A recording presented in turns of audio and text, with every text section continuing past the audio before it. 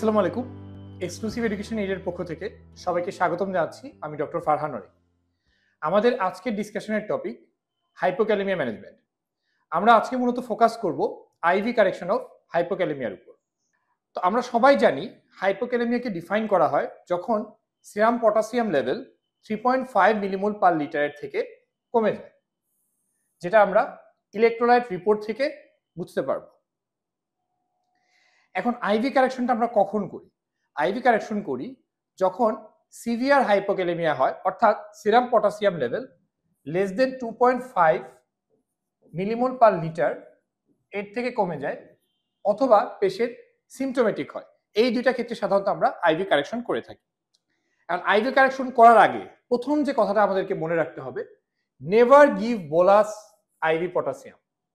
Ivy potassium কখনোই bolus ডোজে দেয়া যাবে না, অর্থাৎ এম্পুল থেকে সিরিঞ্জের মাধ্যমে নিয়ে এটা ইনজেক্ট করা যাবে না। হ্যাঁ, এটা আমাদের অবশ্যই মনে রাখতে হবে এবং অবশ্যই এটা ফ্লুইডে দিতে হবে। এবং ইউজুয়ালি আমাদের চয়েস অফ ফ্লুইড হচ্ছে নর্মাল স্যালাইন, অর্থাৎ নর্মাল স্যালাইনে আমরা পটাশিয়াম এম্পুল থেকে নিয়ে মিক্স করে তারপরে দিব। পটাশিয়াম আইভি কারেকশন করার জন্য আমাদেরকে কিছু প্রিন্সিপাল মাথায় রাখতে হবে, অর্থাৎ কিছু ডেটা আমাদেরকে একটু মেমোরাইজ করতে হবে। এর মধ্যে সবচেয়ে ইম্পর্টেন্ট কথা হচ্ছে আমরা পার আওয়ারে আইভি পটাশিয়াম 10 মিলিমোল এর বেশি কারেকশন করতে পারবো না কার্ডিয়াক মনিটরিং ছাড়া। এবং আমরা যখন ওয়ার্ডে কারেকশন করি তখন কমনলি আমরা 5 মিলিমোল পার আওয়ার এই রেটে আমরা কারেকশন করে থাকি। আমরা যেহেতু পটাশিয়ামটাকে ফ্লুইডে দিচ্ছি, আমাদেরকে মনে রাখতে হবে প্রতি লিটার ফ্লুইডে, অর্থাৎ প্রতি লিটার নর্মাল স্যালাইনে আমরা 40 মিলিমোল পটাশিয়াম এর বেশি দিতে পারবো না। 40 মিলিমোল মানে হচ্ছে 2 এম্পুল। 40 মিলিমোল হচ্ছে 2 এম্পুল। এবং লাস্ট যে কথাটা, এটা হচ্ছে পার ডে আমরা 80 মিলিমোল এর বেশি পটাশিয়াম কারেকশন করতে পারবো না। তবে সেন্ট্রাল যদি ভেইনের মাধ্যমে বা সেন্ট্রাল চ্যানেলের মাধ্যমে আমরা কারেকশন করি, সেক্ষেত্রে আরেকটু বেশি করা যেতে পারে। এই ইনফরমেশনটা মনে রাখলে ভালো, চাইলে মনে রাখতে পারেন। 1 এম্পুল ইনজেকশন কেটি কন্টেইনস 1.5 গ্রাম পার 10 ml পটাশিয়াম ক্লোরাইড, যেটা হচ্ছে 150 মিলিগ্রাম পার ml। আর যে ইনফরমেশনটা অবশ্যই মনে রাখতে হবে সেটা হচ্ছে 1 ampoule injection KT contains 20 millimole potassium.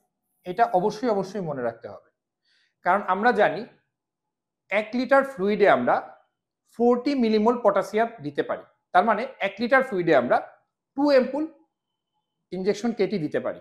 ঠিক আছে? আচ্ছা, এখন এই ইকুয়েশনটা আমাদেরকে একটু খেয়াল রাখতে হবে যদি আমরা পটাশিয়াম রিকোয়ারমেন্টটা ক্যালকুলেশন করতে চাই। Potassium requirement equal to potassium deficit in plasma plus maintenance dose. অর্থাৎ এখানে কিন্তু টোটাল পটাশিয়াম রিকোয়ারমেন্টের দুইটা সেগমেন্ট আছে। একটা সেগমেন্টে হচ্ছে পটাশিয়াম ডেফিসিট ইন প্লাজমা, সাথে আমাদেরকে যোগ করতে হবে মেইনটেনেন্স ডোজ, যেটা হচ্ছে 1 মিলিমোল পার কেজি বডি ওয়েট। মানে যত KG body weight maintenance dose হবে তত মিলিমোল। এখন পটাশিয়াম ডেফিসিটটা আমরা কিভাবে ক্যালকুলেট করব? Potassium deficit in plasma equal to 0.4 into body weight in KG into ব্র্যাকেটে 3.5 মাইনাস প্লাজমা পটাশিয়াম। কারণ আমরা জানি পটাশিয়ামের লোয়েস্ট লেভেল হচ্ছে 3.5 আর মাইনাস হচ্ছে প্লাজমা পটাশিয়াম। তাহলে অবশ্যই আমাদের এই ইকুয়েশনটা মনে রাখতে হবে।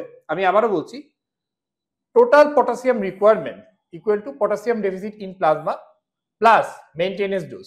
আর potassium deficit in plasma equal to 0.4 into weight in KG into 3.5 minus plasma potassium level, মানে পেশেন্টের পটাশিয়াম লেভেল যত থাকবে তত। তো চলুন এখন আমরা একটা এক্সাম্পলের মাধ্যমে আইভি পটাশিয়াম কারেকশন ক্যালকুলেশনটা শিখে নেওয়ার চেষ্টা করি। ধরুন একজন পেশেন্ট যার ওয়েট হচ্ছে 60 কেজি এবং serum potassium level 2 millimole per litre. তার ক্ষেত্রে আমি টোটাল পটাশিয়াম যে রিকোয়ারমেন্ট আছে সেটা কিভাবে হিসাব করব? আমরা জানি টোটাল পটাশিয়াম রিকোয়ারমেন্ট সমান potassium deficit in plasma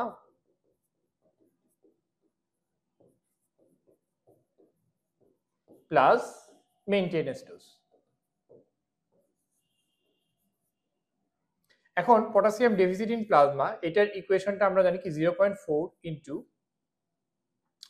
wait in KG যেটা হচ্ছে 60 ইন্টু 3.5 মাইনাস পেশেন্টের পটাশিয়াম লেভেল যেটা হচ্ছে 2 প্লাস মেইনটেনেন্স ডোজ কত 60। কেন 60? কারণ পেশেন্টের ওয়েট 60, যে কারণে মেইনটেনেন্স ডোজও হচ্ছে 60 ইকুয়াল টু, এটা আমি যদি আরেকটু ক্যালকুলেশনের পরের স্টেপে যাই, এটা 1.5 আসবে প্লাস 60, এখানে হিসাব করলে মোটামুটি আসবে 36 প্লাস 60 ইকুয়াল টু 96। তাহলে আমার এই পেশেন্টটার জন্য টোটাল পটাশিয়াম রিকোয়ারমেন্ট হচ্ছে 96 মিলিমোল, অর্থাৎ টোটাল 96 মিলিমোল পটাশিয়াম যদি আমি দেই তাহলে পেশেন্টের পটাশিয়ামটা কারেকশন হয়ে যাবে। এখন আমি দেখি এই 96 মিলিমোল আমি কিভাবে দিব। আমি জানি আমি পার ডে কারেকশন করতে পারবো, পার ডে হাইয়েস্ট কারেকশন আমি কতটুকু করতে পারবো 80 মিলিমোল পার ডে। তাহলে 96 থেকে 80 বাদ দিলে থাকে কত 16। ওই 16 মিলিমোলটা আমি পরের দিনে কারেকশন করার চেষ্টা করব এবং আমার কিন্তু রিপিটেডলি পটাশিয়ামটা চেক করতে হবে। আচ্ছা, এখন পার ডে আমি যদি 80 মিলিমোল কারেকশন করি তাহলে আমার টোটাল ফ্লুইড কতটুকু লাগবে। আমি জানি আমি 1 লিটার ফ্লুইডে 40 মিলিমোল দিতে পারি, তাহলে আমার টোটাল ফ্লুইড লাগবে 2 লিটার। তাহলে আমি টোটাল 80 মিলিমোল পটাশিয়াম দিতে পারবো। তাহলে এই 2 লিটার ফ্লুইড আমি কতক্ষণের মধ্যে দিব? যদি আমি 5 মিলিমোল পার আওয়ারে কারেকশন করতে চাই সেক্ষেত্রে আমার টাইম লাগবে 80 ডিভাইডেড বাই 5। আমি একটু আস্তে আস্তে কারেকশন করছি, যদি ওয়ার্ডে কার্ডিয়াক মনিটর না থাকে সেক্ষেত্রে আমি কিন্তু 10 পর্যন্ত কারেকশন করতে পারি প্রতি আওয়ারে। হ্যাঁ, আচ্ছা, তাহলে যদি আমি প্রতি আওয়ারে 5 মিলিমোল করে কারেকশন করি তাহলে 80 মিলিমোল কারেকশন করতে আমার সময় লাগছে মোটামুটি 16 আওয়ার। হ্যাঁ, আর যদি আমি 10 মিলিমোলে করে করি তাহলে আমি 8 আওয়ারে এটা কারেকশন করতে পারবো। এখন কথা হচ্ছে আমার ড্রপ ক্যালকুলেশনটা কত হবে। ফাইনালি আমি ড্রপটা একটু দেখিয়ে দিচ্ছি। আপনারা জানেন প্রতি মিনিটে ড্রপ ক্যালকুলেশন করার জন্য আমি যত এমএল ফ্লুইড দিব, এখানে 2000 এমএল, যেহেতু আমার ফ্লুইড রিকোয়ারমেন্ট কত 2 লিটার, যত এমএল ফ্লুইড দিব এটাকে আমি ভাগ করব 4 ইন্টু আওয়ার দিয়ে। এখানে কত আওয়ার 16 আওয়ার। তাহলে মোটামুটি আমার ড্রপ আসবে 31 ড্রপ পার মিনিট। আশা করি আপনারা বুঝতে পেরেছেন। তাহলে এখানে কয়েকটা স্টেপ আছে।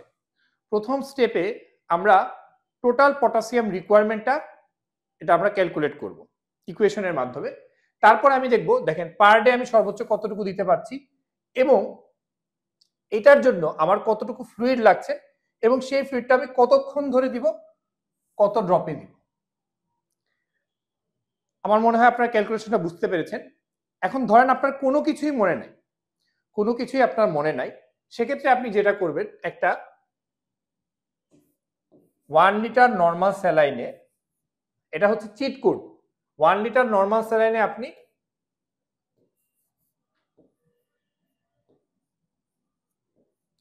2 এম্পুল কেটি দিয়ে দিবেন। দিয়ে কত ড্রপে দিয়ে দিবেন? 20 থেকে 30 ড্রপে আপনি দিতে পারবেন। এটা safe. 20 drop is very safe, 30 ড্রপও মোটামুটি সেফ ড্রপ পার মিনিট। হ্যাঁ,